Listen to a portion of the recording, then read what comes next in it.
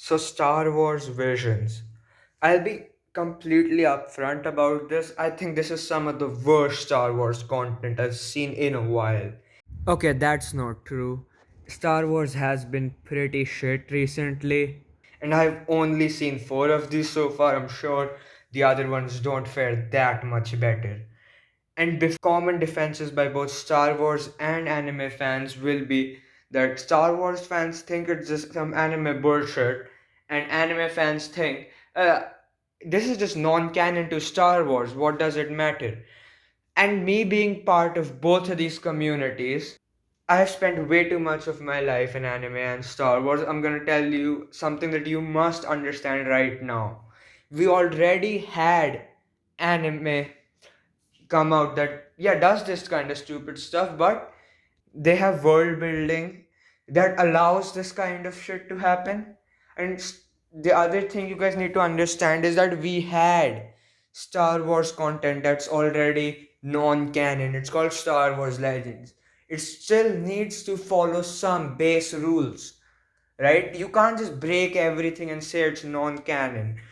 Another point in this is that all of these anthology episodes are definitely distanced from the main Star Wars canon, but I'm gonna say that they're distanced a different amount. Like the samurai episode is completely far away from the canon, right?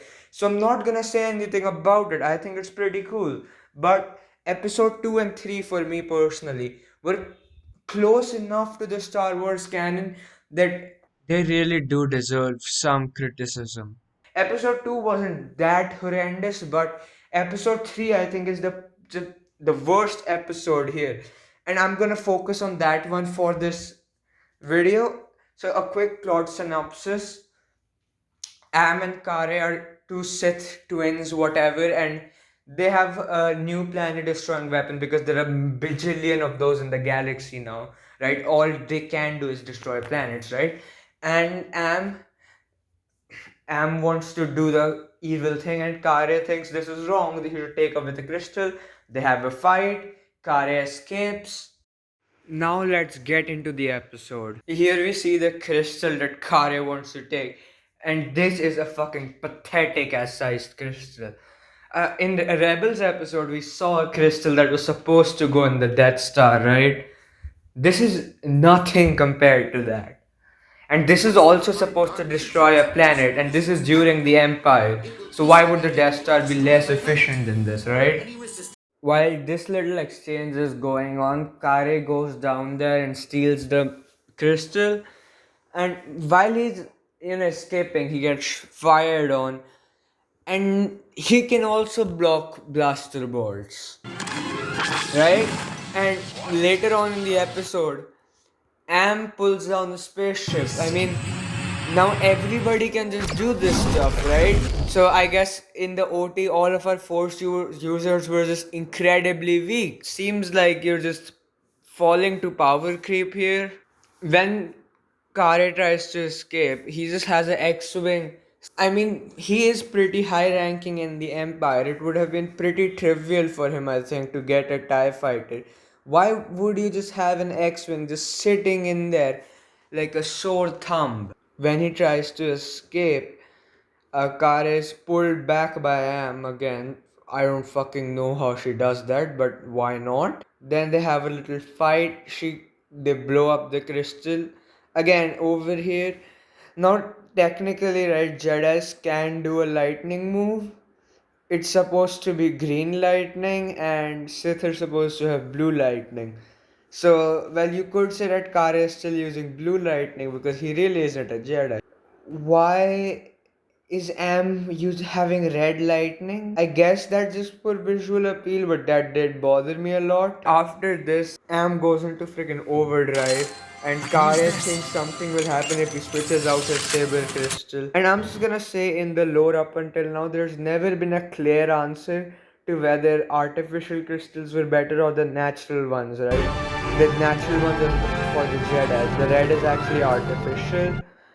They make it by just modifying the crystal and such, whatever, right? Not going into that. But it was pretty simple for a long time that each side just thought their crystal was better because Obviously, you want your thing to be better. And now we just have a definitive answer over here, which I find that a piece of content on the periphery of the universe really shouldn't take the liberty to decide. After that, Am goes overload and Kare thinks he's gonna have to, I don't know, do something to save her. And his droid, without Kare's approval, goes through with a very serious maneuver, right? It could very easily result in Kare's death. And I don't think any droid except maybe L3 has been able to do that, ever in Star Wars. And L3 is a fucking SJW stand in.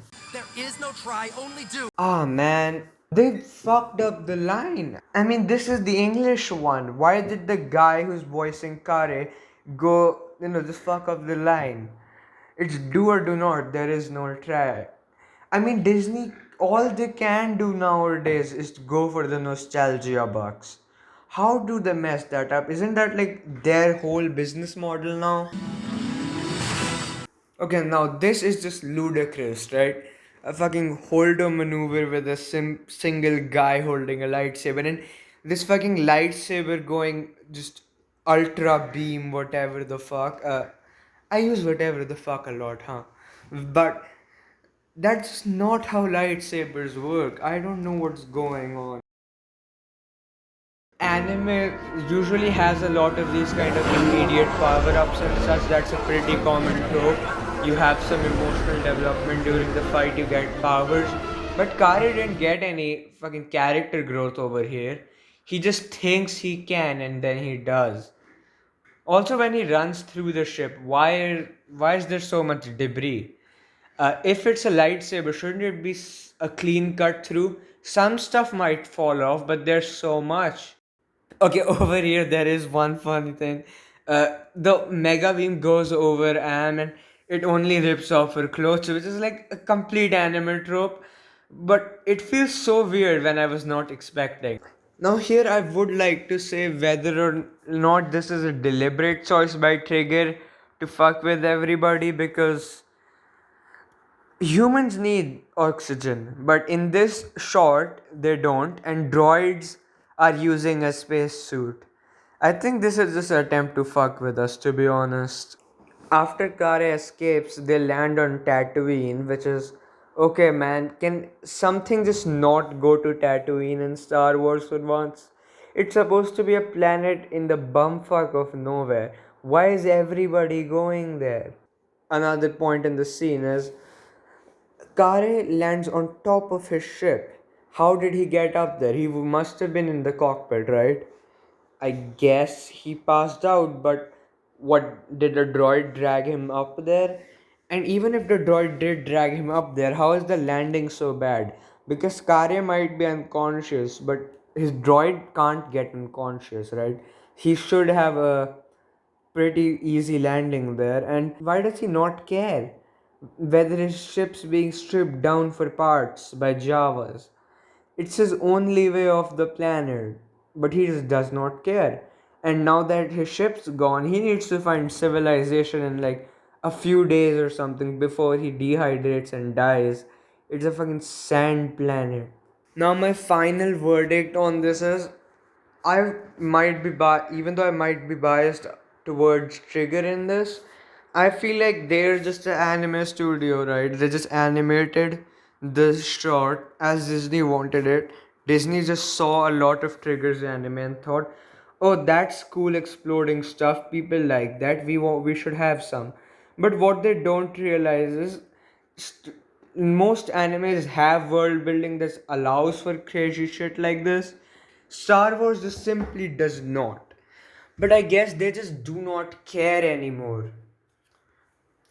And they got what they want, I guess.